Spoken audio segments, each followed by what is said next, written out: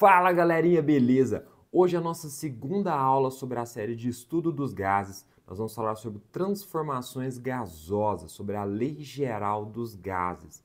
Esse tema gera muita dúvida em muita gente, mas em você não, porque você está aqui nesta aula hoje. Então, se você quer gabaritar a química no Enem nos vestibulares, já curte esse vídeo e se inscreve aqui no canal. Vambora!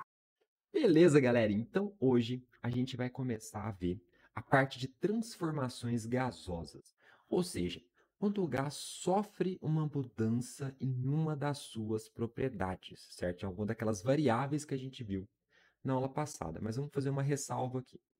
Ou você vai mudar três propriedades, você vai mudar a temperatura, pressão e volume tudo de uma vez, ou você vai mexer em pelo menos duas, ok? Não dá para você mexer em uma só. Se você mexer na temperatura, obviamente, você vai ter que mexer no volume ou na pressão junto, ou nas duas, ok? Então, vamos lá. Aqui, por exemplo, se eu alterar a temperatura e a pressão, automaticamente eu estou mexendo no volume desse gás. Que eu posso aumentar, diminuir o volume e aumentar ainda mais a pressão. Tudo bem, não tem problema. Mas, quando você mexe uma, automaticamente você vai mexer em pelo menos outra. Ok? Então, a gente vai começar estudando justamente por aí. Quando a gente mexe em duas e deixa uma parada, ok? E a primeira propriedade que a gente vai deixar parada, a primeira variável que a gente vai estabilizar aí, vai ser qual? Temperatura, ok? Então, vamos lá. Quando você tem uma transformação isotérmica, como a gente disse, é justamente uma transformação em que a temperatura fica paradinha, ok? Ou seja, ela vai ficar estabilizada, estável, ok? A gente vai chamar de iso sempre é igual, né, galera? Quando você fala, isobárico ou isótopo, é sempre de igual, ok? Então, é uma temperatura que é igual no começo e no fim da transformação. São transformações que acontecem a temperatura constante, beleza? Então, vamos lá. Isso aí a gente vai chamar de lei de Boyle-Mariotti, ou Boyle-Mariotti, né? Muita gente chama. E tá aí o primeiro nome, tá? Um exemplo de nome que você pode usar se você estiver precisando de um nome para cachorro. Tá? Se você tem um cachorrinho aí, você não tem um nome para ele, chame ele de Boyle Mariotti. Olha que beleza. Lindo. Imagina você gritando, Boyle Mariotti, volta para dentro. Imagina, que legal. Sai correndo do seu apartamento procurando Boyle Mariotti. Ótimo. Galera, é o seguinte. Então, quando você tem um gás, a pressão e volume são inversamente proporcionais. E o que quer dizer isso? Se você multiplicar pressão e volume de um gás antes e depois de uma transformação, você vai ter um valor constante, ok? Então, se você fizer pressão vezes volume do gás no estado 1 e pressão vezes volume do gás no estado 2, vai ser um número igual, beleza? Vamos entender isso aqui melhor em um gráfico. Vamos lá. Quando você expõe, tá? Vamos pegar uns dados teóricos aqui, supositório, tá? Supositório. Eu vou pegar aqui uma pressão de 1 atm, ou seja, tá aqui, ó, e um volume de 6 litros, tá? Para esse gás. Então, eu tenho um gás aqui que tem uma pressão de 1 atm e um volume de 6 litros, ok? Beleza, show de bola. Então, 1 atm vezes 6 litros, certo? Vamos supor que eu dobre o meu volume. Eu vá para 2 atms, ok? Qual vai ser a pressão, perdão, qual vai ser o volume que eu vou ter para esse gás? O que eu vou fazer? 1 vezes 6 é igual a 6, que é igual a 2 vezes x, que dá 2x. Então, meu x é igual a 6 dividido por 2.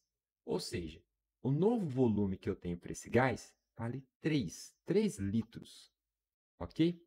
Então, se eu tiver uma pressão de 2 atm, eu passo para um volume de 3 litros. Para eu aumentar essa pressão, eu preciso diminuir esse volume, ok? Então, com essa noção aqui do Boyle-Mariotti, você consegue descobrir qual vai ser o volume que o seu gás vai ter depois que você mexe na pressão, ou a pressão que o seu gás vai ter depois que você mexe no volume, ok? Da mesma forma que se eu tiver uma pressão de 6 atm, eu vou ter o volume de 1 litro. Agora, uma coisa muito interessante nesses gráficos aqui. Vamos lá. Tá vendo que aqui a gente tem o nosso primeiro resultado, tá? Beleza, ótimo, a gente calculou isso aqui, a gente encontrou. Só que tá vendo que está formando uma curva? Exatamente. Se a gente fosse fazendo esse mesmo cálculo para todos esses valores aqui, a gente encontraria este gráfico aqui, certo? Então, toda vez que você tiver uma transformação isotérmica, o seu gráfico vai ser uma curva, tá? Anota isso aí. Gráficos de isotermas, ou seja, transformações isotérmicas, o seu gráfico é uma curva.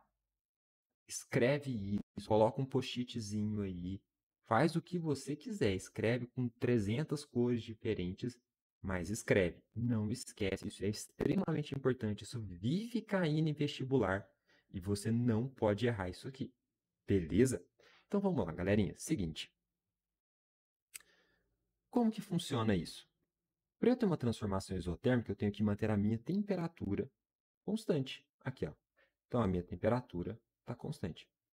Então, quanto menor for o meu volume, maior a minha pressão. Por quê? A agitação das partículas continua a mesma, certo? Só que quando eu diminuo o volume, automaticamente o número de colisões vai aumentar. Por quê? Porque elas estão confinadas no espaço menor. Então, a pressão acaba subindo, beleza? Então, se você diminui o volume, pressão aumenta, aumenta o volume, pressão diminui. Elas são inversamente proporcionais. Se uma aumenta, a outra diminui, beleza? Proporcionalmente. Beleza. E aí, depois a gente tem as transformações isobáricas. O que é isso? São transformações que acontecem a pressão constante. Pressão constante, ok? Então, vamos lá. Essa aqui é a lei de Gay-Lussac, ok? Gay-Lussac também excelente nome para cacatuas, tá? Então, você vai ter o cachorro Boyle-Mariotti e a cacatua Gay-Lussac, ok? Então, é o seguinte, nesse caso, volume e temperatura são diretamente proporcionais, ou seja, você tem uma constante quando você divide volume por temperatura, tanto do gás anterior quanto... Desculpa. Então, nesse caso, volume e temperatura são constantes, tá? Quando você compara o gás antes e depois da transformação. Ou seja, se você dividir o volume pela temperatura antes da transformação, é o mesmo valor de você dividir o volume pela temperatura depois da transformação. Entendeu? Então, a gente tem a fórmula. Volume sobre temperatura no estado 1 é igual ao volume sobre temperatura no estado 2, ok? Vamos colocar isso num gráfico de novo? Mesmo sistema, ó. Pressão 2, 2, 2, ou seja, a pressão está constante. E agora o meu volume 1, temperatura 100, volume 2, temperatura 200, tá vendo? Dobra aqui também. Volume 3, temperatura 300. Só que aqui, o meu gráfico não é mais o quê? Uma curva. Agora, ele é uma reta, ok? Só o gráfico das transformações isotérmicas é uma curva. Mas nenhum vai ser curva, só isotérmica, beleza? Quando você tiver uma transformação isobárica, você tem uma reta, beleza? Então, nesse caso aqui, a gente tem que volume e temperatura são proporcionais, eles são diretamente proporcionais. Se um aumenta, o outro tem que aumentar junto. Bom, transformações isocóricas. Galera, isso aqui não tem absolutamente nada a ver com galinhas, ok? Isocórico significa com volume igual, ou seja, o volume do seu gás não vai variar, beleza? Então, a lei de Charles e Gay-Lussac, ok? Perceba aqui que a sua cacatua está envolvida nisso, ok? A gente tem a pressão dividida pela temperatura como uma constante. Ou seja, se você pegar a pressão e a temperatura antes da transformação, ou seja, no estado 1, é igual a pressão vezes a temperatura no estado 2, ou seja, depois da transformação. Beleza? Vamos colocar isso aqui num gráfico também? De novo, aqui você tem volumes sempre constantes, e aqui a pressão que vai subindo, a temperatura sobe junto. Então, de novo, ele vai formar o quê? Uma reta, beleza? Então, tanto para os gráficos das transformações isobáricas, quanto para os gráficos das transformações isocóricas ou isovolumétricas, que é a mesma coisa, o seu gráfico sempre é uma reta, ok? Só para as transformações isotérmicas que você tem a curva, ok? De novo, isso já caiu no Enem diversas vezes. Não erra isso.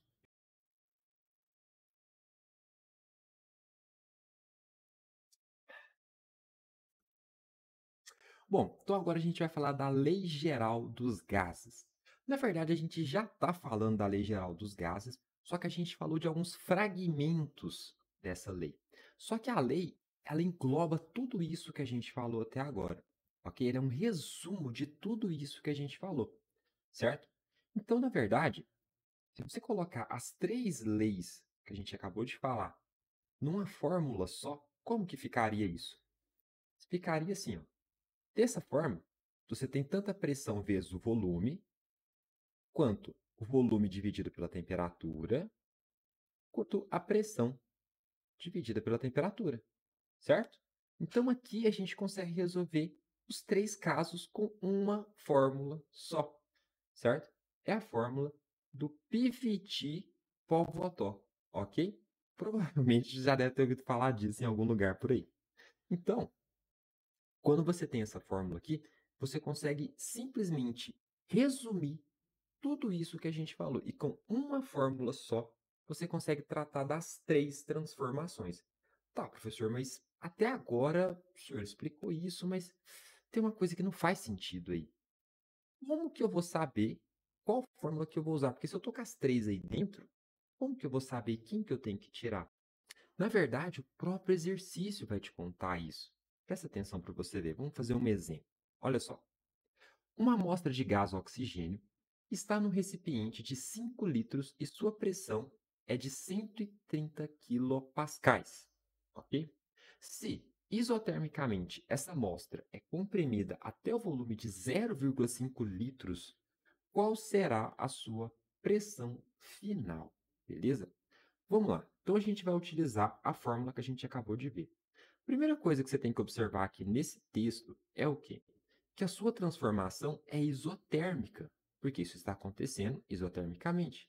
Então, você corta, você simplesmente vem aqui e tira a temperatura. Se é isotérmico, você não vai precisar dela, correto? Então, a gente vai dar seguimento na equação sem as temperaturas, beleza? Então, vamos lá. A gente sabe que o volume vale 5 litros antes da transformação, ou seja, no estado 1, e você tem 130 quilopascais de pressão no estado 1, beleza? Então vamos lá. E eu sei também que o meu volume vale 0,5 litros depois da transformação, ou seja, eu vou diminuir o volume do meu recipiente. Como é que isso aqui vai ficar? Vamos ver. Beleza. Então eu tenho aqui 130, que é a minha pressão, vezes 5, que é o volume 1, ou seja, o volume antes da transformação. Eu sei que é isotérmico, então eu não tenho temperatura envolvida aqui no processo. E eu tenho 0,5 litros de volume final. Ok? Esse é o volume depois da transformação. Eu não sei a pressão final, eu vou deixar como x mesmo. Eu vou ter x é igual a 650, eu multipliquei 130 por 5, dividido por 0,5, que vai dar 1.300 o quê? Quilopascais. Galera, eu não deixei a fórmula aqui de propósito, tá? Eu sempre falo para vocês, tem que pôr unidade de medida. Nesse caso foi de propósito, porque eu quero falar um negócio muito sério com vocês aqui agora. Essa fórmula não precisa ficar convertendo unidades.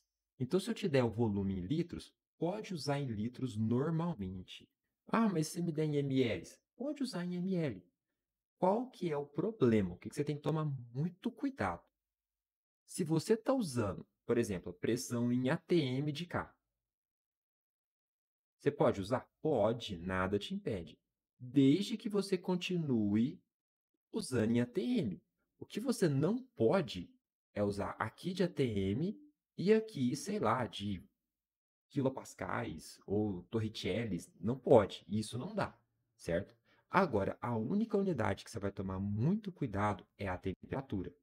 Aqui você sempre vai usar em Kelvin, beleza? Sempre em Kelvin. Agora, pressão e volume, você pode usar outras unidades, ok? Desde que o que você achar antes seja o que você está achando depois. E o que você usar no primeiro estado, você use no segundo.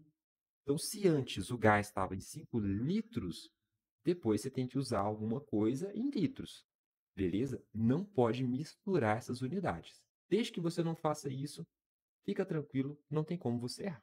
Beleza, galerinha. Próxima aula a gente vai falar da transformação de Clapeyron. Espero você lá. É extremamente importante no Enem, muito importante em qualquer vestibular que você vá prestar. Beleza? Vídeos novos toda terça e quinta. Te espero lá. Ah, e não esquece, se você quer gabaritar a química no Enem nos vestibulares, já se inscreve aqui no canal e ativa o sininho para receber todas as notificações. E me segue nas outras redes sociais. Eu vou deixar o link aqui na descrição do vídeo.